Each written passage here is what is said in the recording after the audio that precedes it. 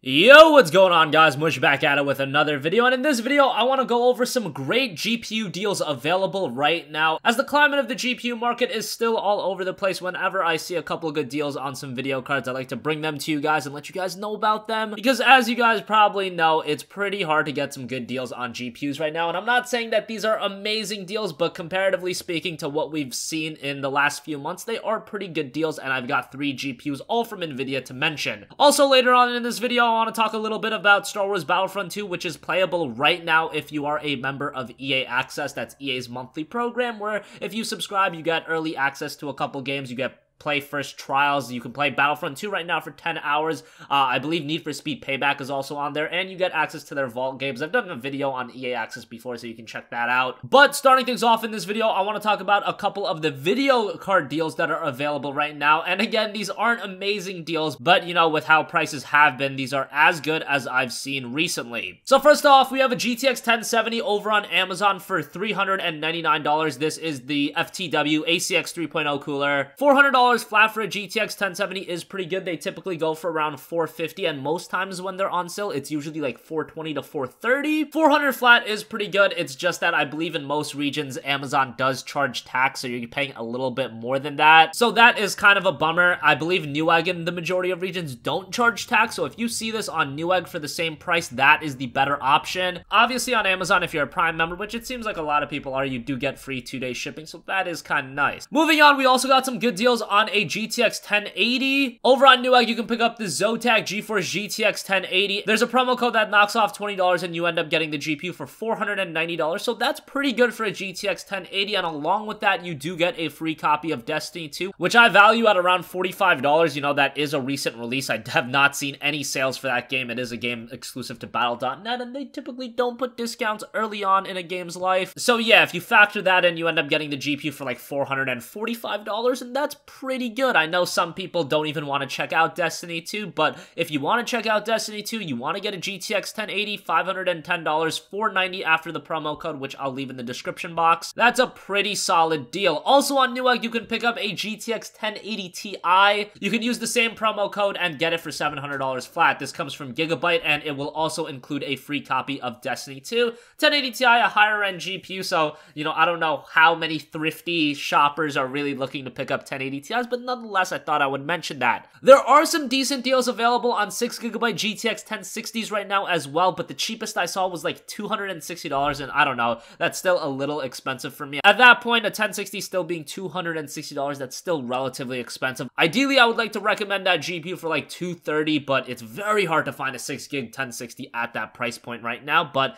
$260, if you guys want it, I'll find a link and I'll throw that in the description box as well. Okay, so I also want to talk a little bit about Star Wars Battlefront 2, which is available on EA Access right now. There's been a lot of controversy with this game, and rightfully so. The loot box system in this game is absolutely crazy. I really haven't dabbled into it too much, but there's posts on Reddit talking about taking 40 hours to unlock a hero, and you needing close to 3 hours of gameplay time just to earn a crate, and that's not even the time you're spending idle, so that is kind of crazy. This whole loot box craze, I understand why the publishers are doing it. In most cases, I don't think it's the developers, it's the publishers that are looking to make the most money possible, and it is a business at the end of the day, so I can understand it from that aspect, but this is getting a little crazy. The sad thing is that people are probably gonna still end up buying this game, so like honestly, me complaining, me talking about how kind of messed up this is, that's probably not gonna get us this far. You know, Shadow of War was a game that a lot of people complained about the loot boxes in that game, but that game was incredibly well received critically, and commercially it looks like it sold really well too. I believe it was the top seller on Steam for a while, and that's to be expected. It was a higher profile game, but with Battlefront 2, it does seem a little bit crazy. Now, I do have to say, from what I played of Battlefront 2, it is a very good game. It is gorgeous to look at if you can max it out, and it's not a very difficult game to run.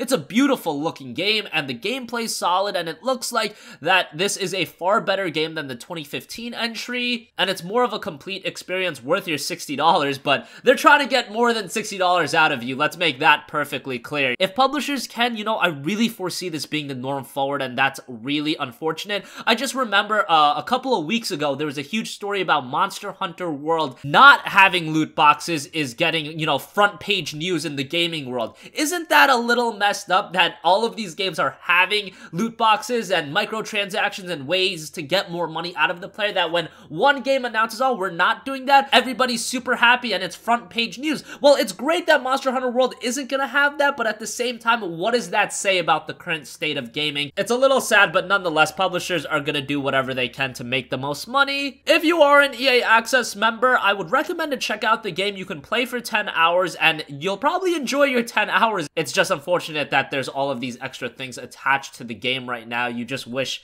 it could be a little plain and simple, and given the fact that this is an EA game, they just closed down Visceral, and right after they bought Respawn, you know, EA is definitely not the most publisher in the world right now. They just have a lot of controversy surrounding them, but hey, it is what it is. I guess gamers at the end of the day just worry about playing the game, and you know, Star Wars Battlefront 2 is the type of game that attracts more of a casual audience. I would say the majority of gamers picking up this game are from more of a casual base, and news like this and topics like this, they aren't even concerned with. They're just worrying about playing the game, and that is kind of unfortunate as well. But that's gonna wrap up this video, guys. Let me know your thoughts in the comment section down below. Make sure to check out all of those GPU deals if you are interested, and let me know what you think about Star Wars Battlefront 2. Have you played it? Did you give it a shot? And what do you think about all of the microtransaction craze that's going on in the gaming world right now? Put all of your thoughts in the comment section down below. If you got a request for a future video, you can leave that in the comments as well, and I will catch you guys in the next one. Peace out.